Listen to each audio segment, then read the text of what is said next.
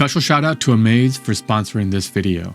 Enter for your chance to win a Tesla Model 3 Performance and help an amazing organization like the Children's Miracle Network at the same time.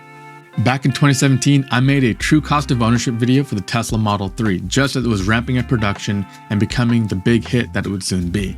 But what I didn't know was going to happen is that video would have 2 million views 3 years later, and the two cars that I pitted the Tesla against, the 3 Series BMW and the Honda Civic, would both go on to be on the list of most commonly traded in cars as customers bought their Model 3. Pretty cool stuff. So clearly I think people watched that video and got value from it. So what better way to follow up than after 1 year of owning my Tesla and having real world data to make a follow-up video in 2021 outlining the true cost of ownership of the Tesla Model 3 and now the why. If you're new, consider subscribing and hit that bell icon. We have a bunch of really awesome new content planned, and I'd love for you to be a part of the ride. Let's jump right in and talk about the categories that we're going to assess. The first is the economy family sedan. And here we have a Tesla Model 3 Standard Range Plus, we have a Toyota Camry XLE Hybrid, and the Hyundai Kona EV.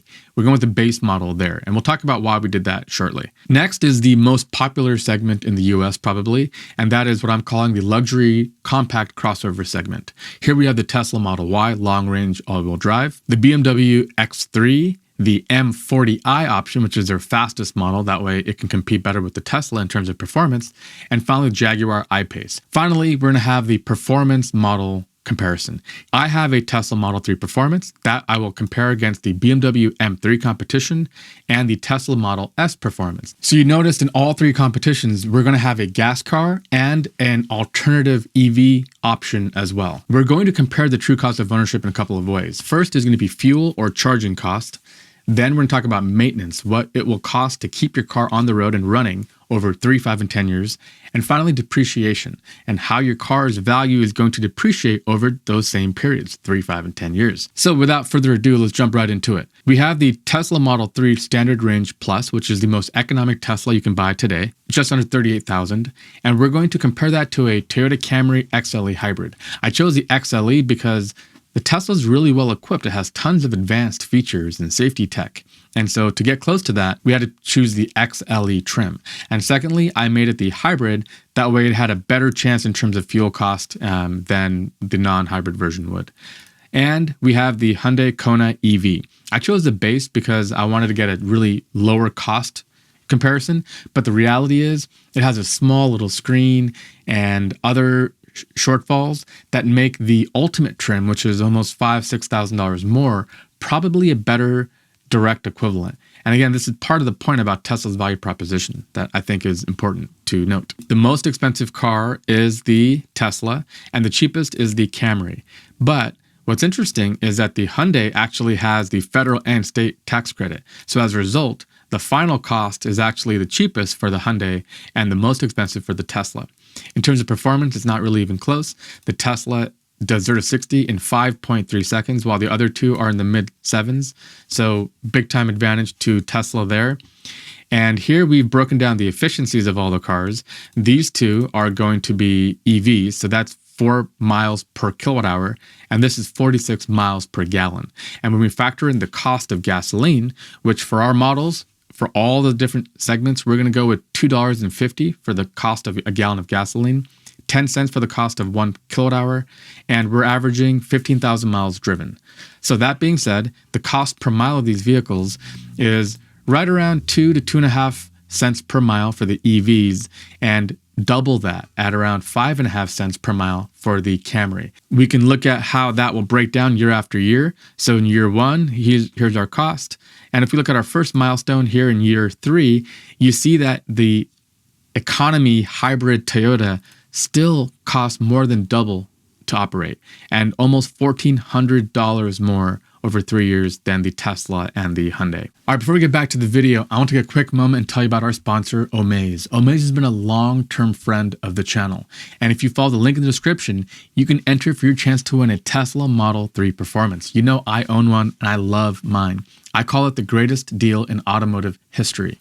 At $55,000, even if you had to pay for it, You're getting a race car faster than an M3 and more economic to operate and fuel than a Toyota Prius. And the win-win portion of this is that you'd also be doing your part to help an amazing organization like the Children's Miracle Network. They fund Rady Children's Hospital, and every minute about 60 new kids are admitted into their hospital system, and 1 in 10 kids in North America go through the hospital each year. They provide incredibly needed care for children with trauma, with diabetes, cancer, kids who need surgery, and also newborns that need time in the NICU. So for your chance to win a Tesla Model 3 Performance and do some good and help an amazing organization, check out Omaze and visit the link in the video description. Let's keep going and talk about maintenance. Maintenance is going to be the part you guys are going to leave comments about. If you have ideas or if you have feedback for this presentation, don't be shy. Let me know. We can always update this and continue to reiterate our models, but let me just walk you through how I came up with this. I basically made a line item list of all the common things. For example, brakes, water pump, timing belt, spark plugs, brake fluid flush, transmission flush, oil change, and then I have 2 catch-all buckets, which is miscellaneous ICE expenses and miscellaneous EV expenses. Then we have tires and an EV battery change. I'm actually factoring in the cost of what I think a battery pack replacement will cost, let's say 5 or 10 years from now, and at the mileage point at which you'll need to do it. For example, EVs need a brake fluid flush. I'm actually saying that EVs don't need brakes because I've had my Tesla Model 3 Performance for about a year now. I can count on my hand the number of times I've hit my brakes. The regenerative braking is so strong that the braking feel is incredible. I have used my brakes like less than 10 times in a year. At this rate, I will never change the brakes on my car. Crazy, I know. But for that reason, I'm going to model it as such and say that you'll never need to change your brakes.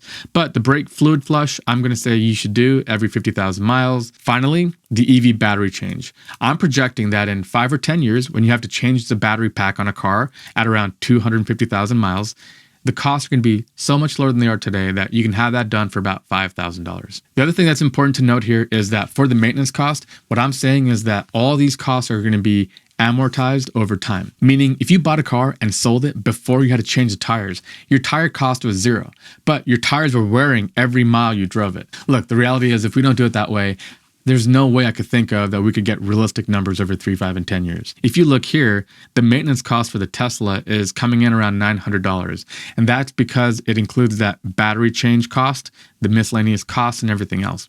But I'll tell you right now, I've had my Tesla for 13 months now. My maintenance cost has been $30, and that's because I paid Tesla to come out and rotate my tires.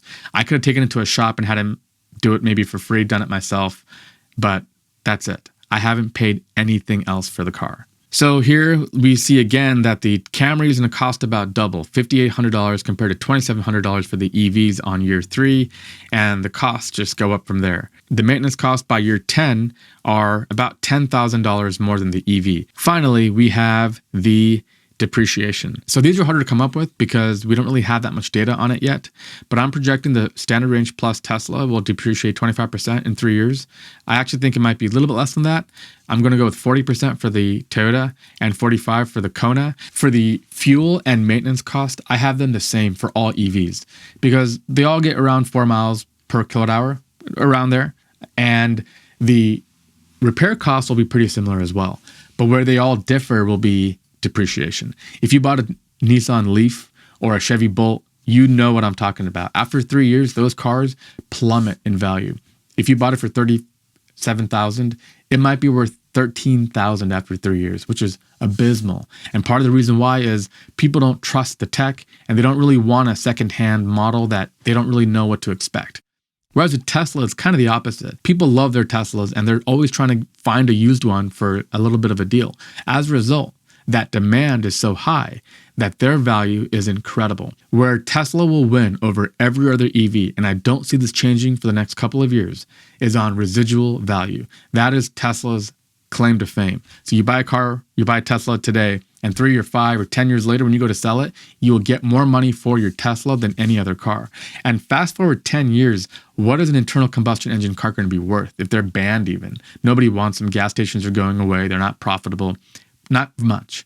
So the smart bet in terms of residual value, Tesla, EVs in general, and especially Tesla. Okay, next up is a very popular segment here in the US, and that is the luxury compact crossover.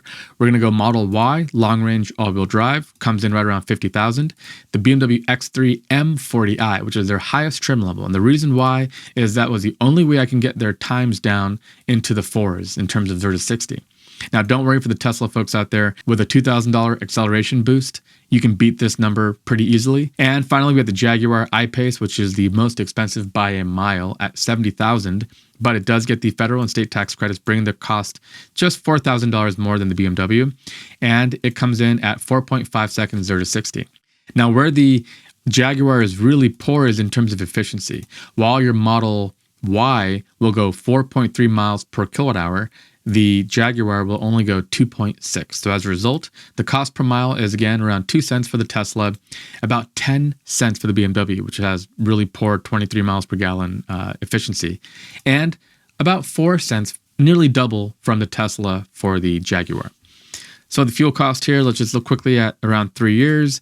You can see almost 4 times as much for the BMW. You're paying almost $5,000 in terms of gasoline costs in 3 years, while you're paying about $1,000 for the Tesla and $1,700 for the Jaguar. Finally, the depreciation.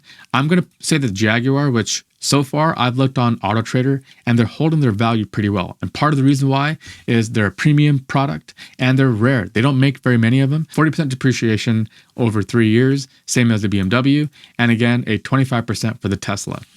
That goes to 35 and 55 over 5 years. And finally, after 10 years, I'm projecting that your Tesla will have depreciated 60%, while the other two will be 85%. These numbers come from a combination of data that I've accrued over time online, research on AutoTrader and Craigslist, what these cars are worth, and general projections.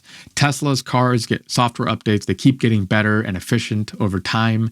They'll have full self-driving, which any Tesla can get. So there might very well be a possibility that in the future, let's say 2 or 3 years from now, the robotaxi network is actually realized, and you can just go and buy the FSD package for your old Tesla and put it to work for you, at which point your Tesla's value might appreciate. This is as crazy as it sounds.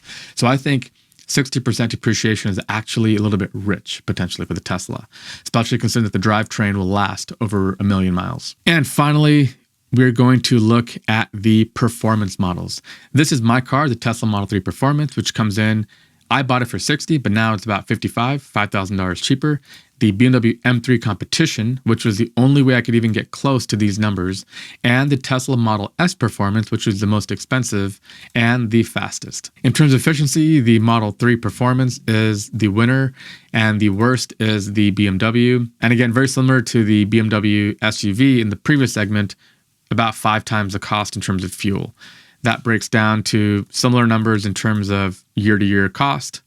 Maintenance are the same. And for the residual values, I'm saying that the Teslas will keep their value. The BMW is about 40%, which is typical over 3 years. And over 5 years, I'm saying that the BMW will depreciate 55%, 35% for the Teslas, and 60% for the Teslas, and 85% for the BMW. So how do things look after 3 years? In the family sedan segment, we have the following costs, which I will make available to you guys in a spreadsheet. So after 3 years, if you kept the cars, pretty similar. And if you sold the cars, the Tesla will win, and followed by the Kona, and the Camry comes in last. And again, that's the residual value that each of those cars will keep. Over 10 years, here's the cost, which is about $35,000 versus $54,000 for the Camry. That's where the cost really add up after 10 years. So now let's wrap all this up and look at the final 3, 5, and 10-year cost for all these vehicles. If we filter this by the 3-year cost, the cheapest car to buy would be the Kona. Again, this is the base model, and I did this on purpose because the reality is if you wanted to get a car better competitive with this in terms of appointment, technology, all of that, you really would need the ultimate and not the base model. But that being said, 3 years, the Kona would be the cheapest to operate. And these are factoring that you sold the car after these periods, by the way. The next are all the Teslas, and then followed by the Camry, the Jaguar, the Tesla Model S Performance, and then the BMWs are the worst value in terms of cost. If we go to 5 years, things change a little bit, and the Tesla Model 3 Standard Range Plus wins out. Kona falls to number 2, the Y long range all-wheel drive, Model 3 performance, and then the Model S climbs up and is just behind the Camry. And then finally, over 10 years, the winner here really is the Tesla Model 3 over every period except for 3 years. The true cost of ownership of a car is something most people don't consider. And that's because all you see is the sticker price. You think, what will it cost me today? Then when you go home and you have to go to the gas station and fill your car, you don't associate that cost quite the same way because you keep breaking it up over time. But the reality is, if you were to take your receipt every time your car cost you money and you added it all up, you'd be surprised. I left off the car insurance because to my mind, they're all pretty similar. People have said in the past that Teslas are very expensive to insure. Not true. If your current insurance company is giving you a crazy quote for a Tesla, shop around. Some of the other companies, what I found is they haven't updated their model. So they see this Tesla as an expensive new thing and they make their quotes really high. But other companies have factored in the lowest rate of incidents for accidents, the safest cars, long lasting, and all the other stuff, safety tech, self-driving. And they know that those cars are actually cheaper to insure. But if you're looking at like a $25,000 to $30,000 Camry or Accord or a compact crossover in that range, I think the Teslas might shock you in terms of value and just how cheap they are to operate. Again, I will say I've had my Tesla for 1 year, 17,000 miles. Besides rotating the tires, I paid nothing. If I had a gas car, I've had to have done 3 oil changes by now, and by 4 or 5 years, it gets expensive. By 7 years, things get really bad. Spark plugs, timing belt, water pump, all the big ticket items all start to go wrong. And if you've been unfortunate to have like huge engine malfunctions, that'll cost you easily $5,000, $6,000, $7,000. And in the EV world, that's just not likely to happen. For people who are considering the battery degradation, hopefully this puts your mind at ease as well. Because even if you factor in the fact that you might have to change a battery at 250,000 miles, which is how long these batteries will last, you're still way ahead of anything with an internal combustion engine. All right, that does it for us. If this was helpful, please consider subscribing and share this video. People ask me all the time if it's worth buying a Tesla. And so I'm hoping that some of this data, and especially the spreadsheet that I will put a link to in the description, I'm hoping that it'll help people to better understand just how the economics of owning a Tesla really play out in your favor. And EVs in general, but currently, especially Tesla, because of that residual value. And that's what every other EV brand needs to establish, is trust and the fact that their cars get better over time to ensure that their residual values can compete with Teslas. Because if you can't, I would never want to buy a car that'll be worth nothing after 5 years. When I could buy a Tesla and trade it up. For all the EV makers out there, you got to build a product that'll keep its value. This has been tough for companies like GM in the past. You can buy a 3-year-old Bolt for like $13,000. And the reason why is the depreciation is so bad. Same goes for the Leaf. So those are the kinds of challenges that the EV makers are going to have. But let's hope they sort it out. And I hope this gave you a better insight into why the Tesla Model 3 and Y are killer values, even if their sticker prices are in the $40,000 range. If you factor in long cost of ownership, they just might be the next car you should buy.